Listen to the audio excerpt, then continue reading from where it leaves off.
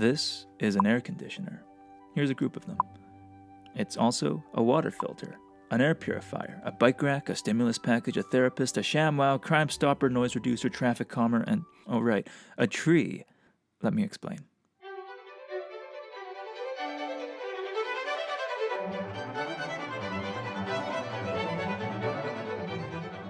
There are a lot of trees in the Halifax region. How many? Maybe 1,000? Maybe 100,000? Well, try 52 million. Put together, all those trees are part of what we call the urban forest. In fact, the municipality has a 442-page long document about this called the Urban Forest Master Plan.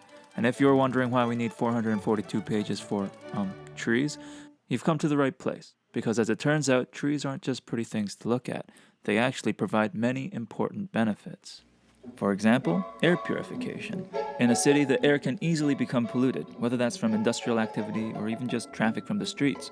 Now, one way to make sure our air is clean and breathable is to purify it with cool things like the smog-free tower. It sucks in pollutants from the air, turns it into rings, and costs just $54,000 each. Or you could plant a tree, because trees are experts at cleaning the air.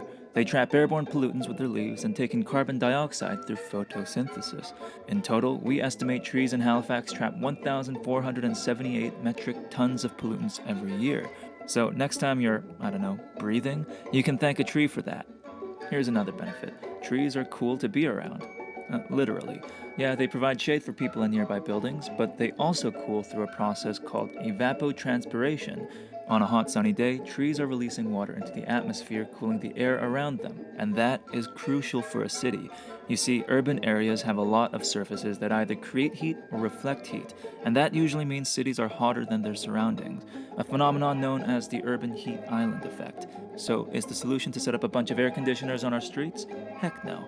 Plant a tree instead. Here's one more. When it rains in Halifax, which is quite often, that water has to go somewhere, and if not handled properly, it can lead to flooding and erosion. Well, trees play an essential role in handling that storm water. They slow it down with their foliage, while their roots absorb water and stabilize the soil around them. They're kind of like a living ShamWow. Remember those? Anyways, trees come with a lot of benefits, and it turns out you can do the math on how valuable they are. With that, many smart people have calculated that trees in Halifax provide $9.6 million worth of air purifying services, $12.4 million worth of cooling, and $2.1 million in savings for stormwater management. In fact, it's estimated that for every dollar we spend on a tree in Halifax, we get $8 back in benefits.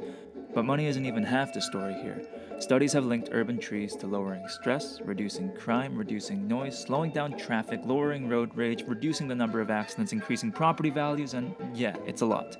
So if there's one thing you need to take away from all this, it's that trees are really, really useful and important. But if you can spare a bit more time, I want to leave you with two more things. Size isn't always everything in life, but when it comes to trees, it makes all the difference. Larger trees means more air purification, more cooling, and more water absorption. And it's not just that bigger trees are better. The relationship between a tree's size and its benefits is exponential. That means as a tree grows, its benefits grow faster. I'm not a mathematician, but I think all that really goes to say it's important to keep trees around for their whole lives because their benefits are greatest when they have a chance to fully mature. Look at this photo taken of the Halifax Hyderstone houses just after they were built in 1921. Those little saplings weren't doing much back then. But today, those same trees are giving back all kinds of benefits to this neighborhood. Where a tree is located is key. As a general rule of thumb, the closer trees are to people, the more good they can do for people. A really effective spot is the space between the sidewalk and the road.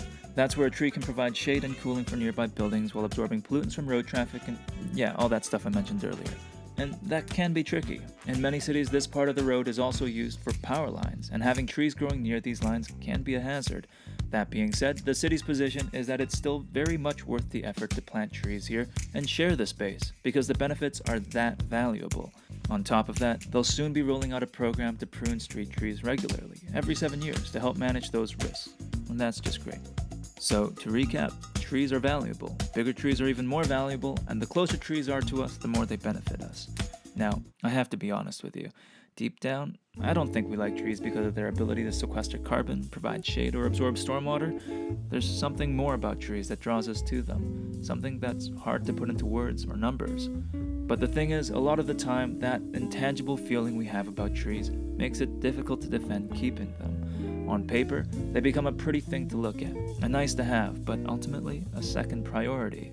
But the reality is, trees are an essential part of our cities, and if doing a bit of math helps us appreciate them a bit more, well, I'm all for it. Money may not literally grow on trees, but it most definitely pays to have trees around. To learn more about the role of trees in Halifax, visit the city's urban forestry page at their website.